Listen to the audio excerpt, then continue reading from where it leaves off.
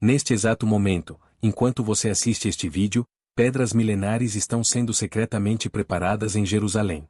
Arquitetos estudam plantas sagradas que permaneceram ocultas por 2000 anos. Sacerdotes descendentes de Arão praticam rituais esquecidos pelo tempo. O que eles sabem que você ainda não descobriu? Por que bilionários judeus investem fortunas naquilo que pode ser o evento mais significativo dos últimos tempos? A resposta que você está prestes a descobrir mudará para sempre sua compreensão sobre o futuro da humanidade e o plano eterno de Deus. Enquanto assistimos juntos essa história impactante, peço que você já deixe seu amém nos comentários e se junte a essa comunidade de buscadores da verdade, clicando no botão de inscrição. Há quase 2000 anos, no ano 70 da era cristã, as chamas consumiram o mais sagrado edifício que já existiu sobre a terra. O segundo templo de Jerusalém, aquele mesmo onde Jesus Cristo expulsou os cambistas e proclamou ser maior que o templo, foi completamente destruído pelas legiões romanas de Tito. Pedra sobre pedra foi derrubada, exatamente como o Senhor havia profetizado em Mateus capítulo 24 versículos 1 e 2, quando disse, não ficará aqui pedra sobre pedra que não seja derrubada. Mas você compreende o verdadeiro significado profético dessa destruição? E mais importante ainda, você entende por que a reconstrução de um terceiro templo é absolutamente essencial para o cumprimento das profecias do fim dos tempos? A história do templo em Jerusalém começou há mais de 3000 anos, quando o rei Davi, o homem segundo o coração de Deus, recebeu uma revelação extraordinária. Em 1 Crônicas capítulo 17, Deus fez uma aliança eterna com Davi, prometendo que da sua descendência viria aquele que edificaria uma casa ao nome do Senhor. Salomão, filho de Davi, construiu o primeiro templo, uma obra de magnificência inigualável que levou 7 anos para ser concluída. Aquele templo não era meramente um edifício religioso. Era o lugar escolhido pelo próprio Deus para fazer habitar ali o seu nome para sempre, como está registrado em 1 Reis capítulo 9 versículo 3.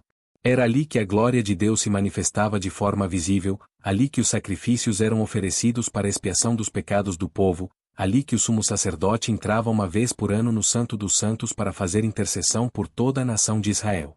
Durante quase 400 anos, aquele primeiro templo foi o centro espiritual não apenas de Israel, mas de toda a terra.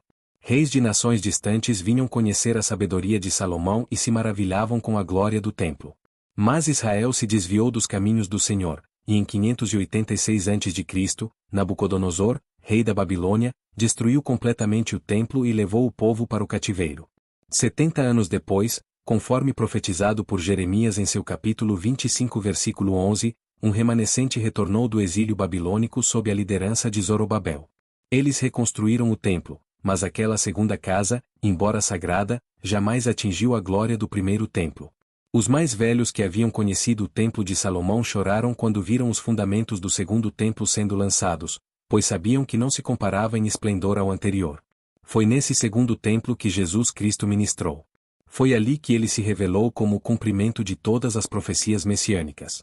Em João capítulo 2 versículo 19, quando os judeus pediram um sinal, Jesus declarou, destruí este templo, e em 3 dias o levantarei. Eles pensaram que ele falava do templo de pedras, mas ele falava do templo do seu corpo, que seria crucificado e ressuscitaria ao terceiro dia. Agora chegamos ao ponto crucial que você precisa compreender. Por que um terceiro templo deve ser construído nos últimos dias? A resposta está nas palavras proféticas do próprio Jesus Cristo e nas revelações dadas ao apóstolo Paulo e aos profetas do Antigo Testamento. Em Mateus capítulo 24 versículo 15, Jesus fez uma declaração que ecoa através dos séculos até os nossos dias, quando, pois, virdes que a abominação da desolação, de que falou o profeta Daniel, está no lugar santo, quem lê, que considere. Jesus estava se referindo a uma profecia de Daniel capítulo 9 versículo 27, que fala de uma semana profética final, onde um líder estabelecerá uma aliança com muitos por uma semana, mas na metade da semana fará cessar o sacrifício e a oferta de manjares. Você percebe a implicação revolucionária dessa profecia? Para que os sacrifícios cessem, eles primeiro precisam ter sido restabelecidos. Para que haja uma abominação da desolação no lugar santo, é necessário que exista um lugar santo, um templo em funcionamento em Jerusalém. O apóstolo Paulo, escrevendo sob inspiração do Espírito Santo, confirmou essa verdade em 2 Tessalonicenses capítulo 2 versículos 3 e 4, quando revelou que antes da vinda do Senhor Jesus, seria revelado o homem do pecado, o filho da perdição, o qual se opõe e se levanta contra tudo que se chama Deus ou se adora, de sorte que se assentará, como Deus, no templo de Deus, querendo parecer Deus. Estas não são palavras simbólicas ou alegóricas. Paulo está descrevendo um evento literal que acontecerá em um templo real em Jerusalém. O Anticristo, esse líder mundial que emergirá nos últimos dias, entrará no Santo dos Santos do terceiro templo e se proclamará Deus, exigindo adoração de todas as nações. Mas como sabemos que estamos nos aproximando desse tempo profético? Os sinais estão diante dos nossos olhos, para aqueles que têm olhos para ver e ouvidos para ouvir. Em 1948, depois de quase 2000 anos de dispersão, Israel renasceu como nação em um único dia, cumprindo literalmente a profecia de Isaías capítulo 66 versículo 8, quem jamais ouviu tal coisa? Quem viu coisas semelhantes? Poder-se-ia fazer nascer uma terra num só dia? Nasceria uma nação de uma só vez?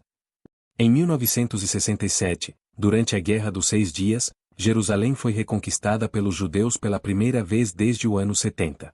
Jesus havia profetizado em Lucas capítulo 21 versículo 24 que Jerusalém será pisada pelos gentios, até que os tempos dos gentios se completem.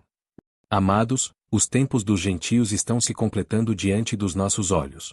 Hoje, organizações como o Instituto do Templo em Jerusalém já reconstruíram todos os utensílios necessários para o funcionamento do terceiro templo.